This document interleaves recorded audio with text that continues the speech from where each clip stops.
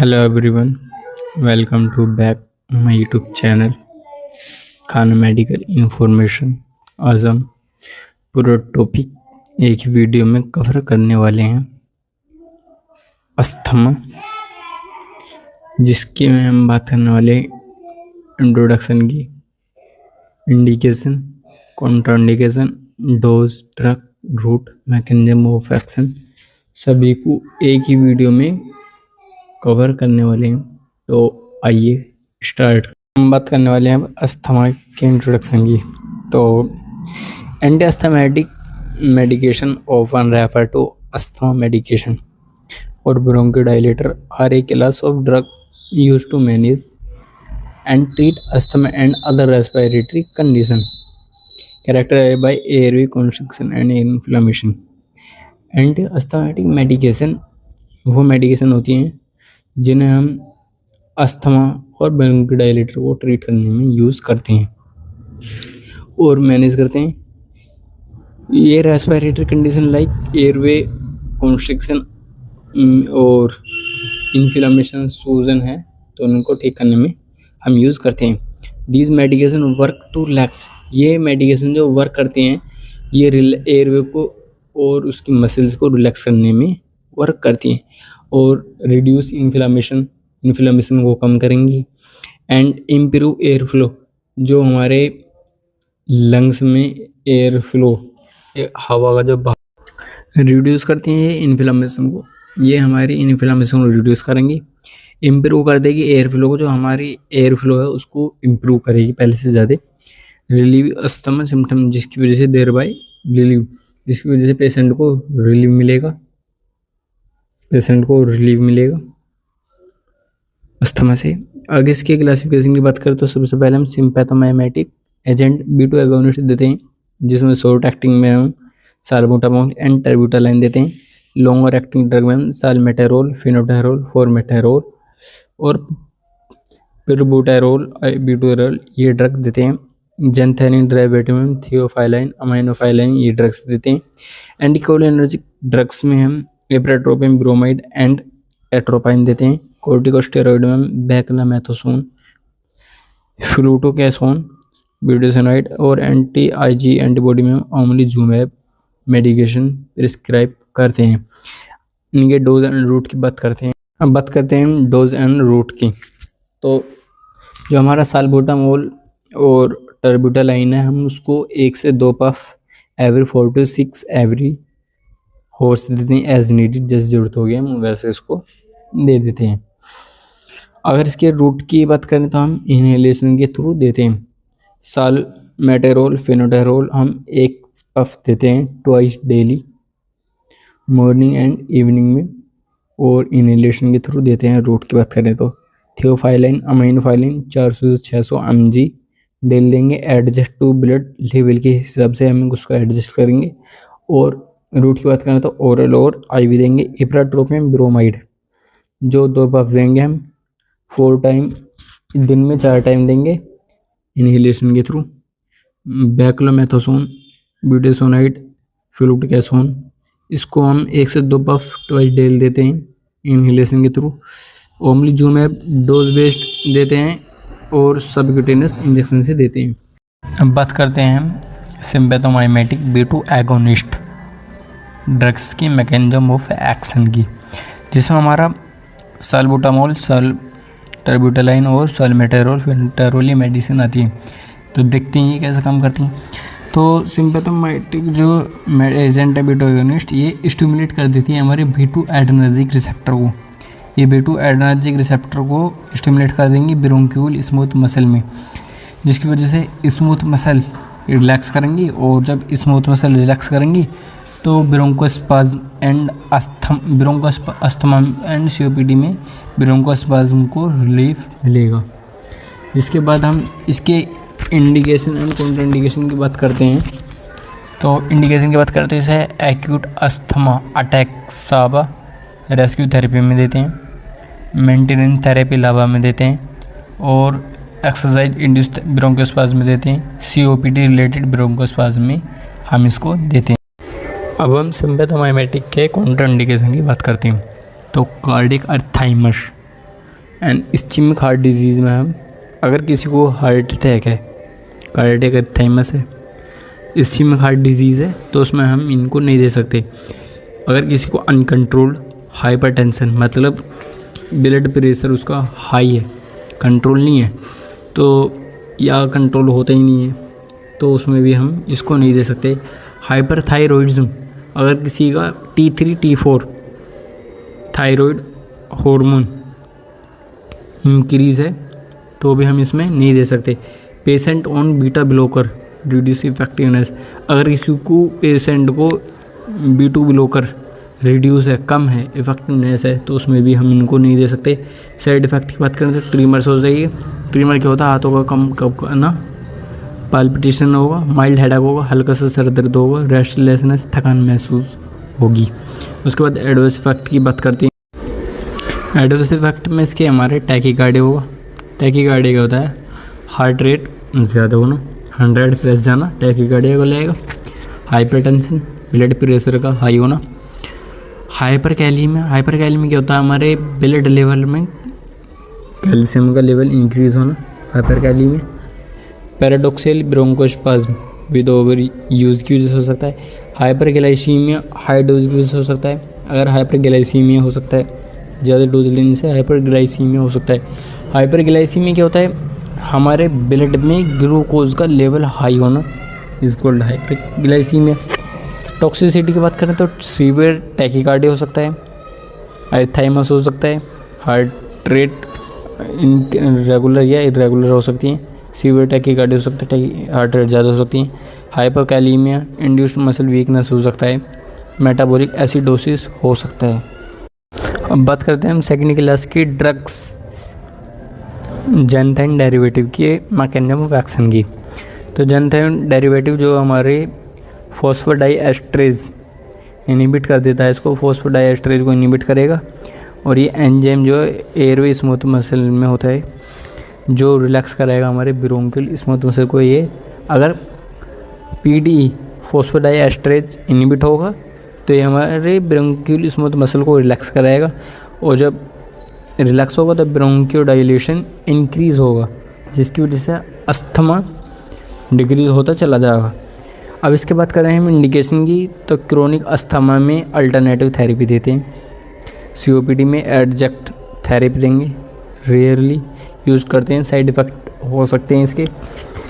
नॉक्टोरल asthma में दे सकते हैं, न्यूनेटल एपनिया थियोफाइलिन में हम दे सकते हैं। उसके बाद कॉन्ट्राइंडिकेशन की बात करें तो कार्डियक अरिथमिया हो सकता है, हार्ट रेट इरेगुलर हो सकती हैं, अनकंट्रोल सीजर्स या एपिलेप्सी, मिर्गी या दौरा अनकंट्रोल हो सकता है, उसमें भी हम इसे नहीं दे सकते। जिसको अनकंट्रोल मिर्गी या दौरे होते हों उसको हम इसको नहीं दे सकते। अगर किसी में एक्टिव पेप्टिक अल्सर डिजीज़, यानी कि अगर किसी के पेट में छाले हैं तो उसको हम ये मेडिसिन नहीं देंगे। सीवियर लीवर डिजीज़, अगर किसी को लीवर डिजीज़ की सीवियर डिजीज़ है, लीवर डिजीज़ हो रही है, मेटाबॉलिज्म अफेक्ट है, तो हम उसको भी ये ड्रग्स प्रोवाइड नहीं करेंगे। कौन सी, जेनथाइन डेरिवेटिव। उसके बाद हम साइड इफ़ेक्ट की बात करते हैं तो नोजिया हो सकता है, मतली हो सकती है, इंसोम्निया नींद ना आना, माइल्ड एक हल्का सा सर दर्द हो सकता है, इरिटेबिलिटी हो सकती है। उसके बाद एडवर्स इफेक्ट में हमारा सीवियर नोजिया एंड वोमिटिंग हो सकता है, अरिथमिया हो सकता है, हार्ट रेट इरेगुलर हो सकती है, सीजर हाई डोज की वजह से सीजर दौरे हो सकते हैं, हाइपोटेंशन हो सकता है। टॉक्सिसिटी में हमारा थियोफाइलिन टॉक्सिसिटी हो सकता है, सीवियर कार्डियक अरिथमिया हो सकता है, हार्ट रेट का सीवियर हो सकता है, रेगुलर हो या रेगुलर हो, कम हो या ज़्यादा हो सकती है, सीजर्स हो सकता है, पोटेंशियल फेटल। और हमारा इसमें हाइपोकैलीमिया हाइपरग्लाइसीमिया हो सकता है, हाइपरग्लाइसीमिया ग्लूकोज का लेवल हाई होना, हाइपरकैलीमिया पोटेशियम का लेवल इंक्रीज होना। एंटीकोलिनर्जिक मस्कराइनिक एंटीगोनिस्ट के हम मैकेनिज्म ऑफ एक्शन की बात करते हैं, जिसमें हमारा ब्लॉक कर देता है मस्कराइनिक M3 रिसेप्टर को। ये एंटीकोलिनर्जिक एजेंट्स होते हैं, ये मस्कराइनिक M3 रिसेप्टर को ब्लॉक कर देते हैं ब्रोंकियल स्मूथ मसल के अंदर। जिससे इनहिबिट हो जाता है हमारा एसिटाइल कोलाइन, जो मेडिएट ब्रोंको कॉन्स्ट्रिक्शन कर देता है और ब्रोंकोडाइलेशन इंक्रीज हो जाता है, जिससे हमारा ब्रोंकोस्पाज्म, सीओपीडी और अस्थमा में रिलीफ मिलता है। इंडिकेशन की बात करते हैं। सीओपीडी फर्स्ट लाइन ट्रीटमेंट में हम इसको देते हैं और एडजक्टेंट थेरेपी सीवियर अस्थमा में हम इसको देते हैं विद बीटा एगोनिस्ट के साथ ही हम इसको देते हैं। उसके बाद हम ब्रोंकोस्पाज्म रिलीफ करता है अस्थमा में, पेशेंट को इंटॉलरेंट बीटा एगोनिस्ट में भी इसको देते हैं। कॉन्ट्राइंडिकेशन की बात करें तो ग्लूकोमा में हम इसको नहीं दे सकते, क्योंकि ग्लूकोमा में हमारा इंट्राओक्यूलर प्रेशर इंक्रीज हो जाता है और ग्लूकोमा हमारी आइज़ के अंदर पाया जाता है।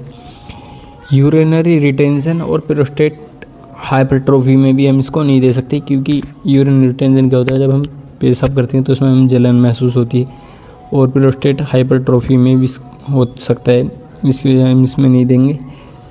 और एलर्जी में इसको हम नहीं दे सकते इनहेलर कंटेनिंग लेसीथिन की वजह से। साइड इफेक्ट में हमारा ड्राई माउथ हो सकता है, मुंह सूख सकता है, थ्रोट इरिटेशन, गले में जलन महसूस हो सकती है, माइल्ड कफ, थोड़ी बहुत खांसी हो सकती है। एडवर्स इफेक्ट में हमारे यूरिनरी रिटेंशन हो सकता है, यूरिन आउट करने में जलन हो सकती है, ब्लड विजन हो सकता है, एंटीकोलिनर्जिक इफेक्ट से ब्लड विजन हो सकता है, क्लियर न दिखना, धुंधला नजर आना। और पैराडॉक्सिकल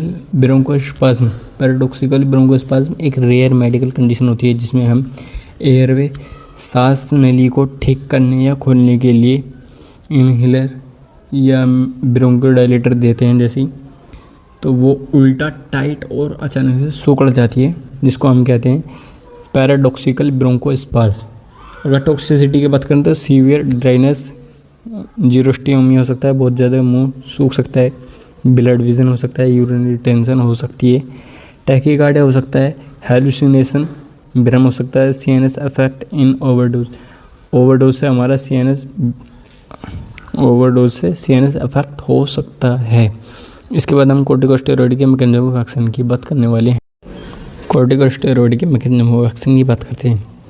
ये बाइंड कर देते हैं हम इसमें ग्लूकोकॉर्टिकॉइड रिसेप्टर को इन साइटोप्लाज्म में, और ट्रांसलोकेट कर देते हैं, न्यूक्लियस एंड रेगुलेट कर देंगे जीन ट्रांसक्रिप्शन को, जिसकी वजह से हमारा प्रोडक्शन जो है डिक्रीज हो जाएगा प्रो इन्फ्लेमेटरी साइटोकाइनेज, जिसमें हमारा IL-4, IL-5, TNF अल्फा, ये हमारे इन्फ्लेमेटरी साइटोकाइनेज जो है, प्रो इन्फ्लेमेटरी साइटोकाइनेज जो है, ये डिक्रीज कर देते हैं प्रोडक्शन को, जिसकी वजह से ब्रोंकोडाइलेशन and prevention of airway hyper reactivity हो जाता है।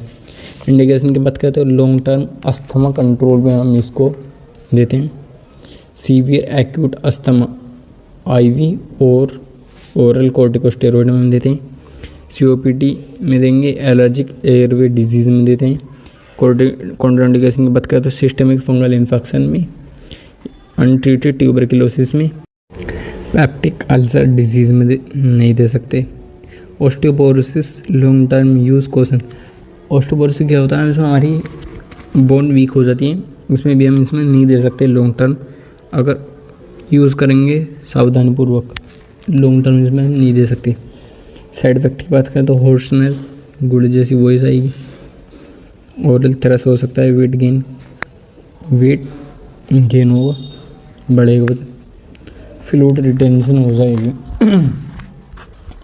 उसके बाद इसके एडवर्स इफेक्ट की बात करें तो ऑस्टियोपोरोसिस, अगर हमने क्रोनिक यूज़ किया तो ऑस्टियोपोरोसिस हो सकता है, बोन वीक हो सकती हैं। हाइपरग्लाइसीमिया, जैसे कि पीछे भी कई बार हम बता चुके हैं, हाइपरग्लाइसीमिया क्या होता है, ग्लूकोज का लेवल इंक्रीज होना, डायबिटीज़ का रिस्क हो सकता है, एड्रेनल सेपरेशन हो सकता है with long term systemic use की वजह से, साइकेट्रिक इफेक्ट हो सकता है, मूड स्विंग, इंसोम्निया, साइकोसिस, ये चेंज हो सकते हैं। टॉक्सिसिटी की बात करते हैं। अब हम लास्ट कैटेगरी की ड्रग anti-IgE की मैकेनिज्म ऑफ एक्शन की बात करते हैं, जिसमें हमारा बाइंड कर देते हैं इसमें फ्री, इसको हम इम्यूनोग्लोबिन E IgE पर बाइंड कर देते हैं सर्कुलेशन के थ्रू, ये सर्कुलेशन करता है और प्रिवेंट करेंगे, हम इसको रोकेंगे आईजी के फ्रॉम बाइंड कर देंगे मस्ट सेल एंड बेसोफिलस पर। डिक्रीज कर देते हैं activation of the mast cell and decrease कर देंगे रिलेटेड, डिक्रीज कर देते हैं मस्ट सेल एंड डिक्रीज करेंगे, रिलीज कर देंगे इन्फ्लेमेटरी मीडिएटर को, और डिक्रीज कर देंगे ब्रोंकोकंस्ट्रिक्शन को एंड डिक्रीज करेंगे एयरवे इन्फ्लेमेशन को, जिससे हमारा इंक्रीज हो जाएगा ब्रोंको डायलेशन एंड डिक्रीज हो जाएगा अस्थमा एक्सर्बेशन। उसके बाद हम इंडिकेशन की बात करें तो सीवियर एशनोफाइलिक अस्थमा में देंगे रिड्यूस एक्सर्बेशन फ्रीक्वेंसी में देंगे। कॉन्ट्रा इंडिकेशन की बात करें तो हाइपर सेंसिटिविटी टू ड्रग, अगर ड्रग से हाइपर सेंसिटिविटी हो रही है तो नहीं देंगे। एक्यूट इसके साइड इफ़ेक्ट की हम बात करते हैं तो साइड इफ़ेक्ट में हमारे हेडेक होगा और इंजेक्शन साइट पेन होगा। जहाँ इंजेक्शन लगेगा उस साइड पर हमारे पेन हो सकता है। ये इसके साइन सिम्टम थे। Thank you.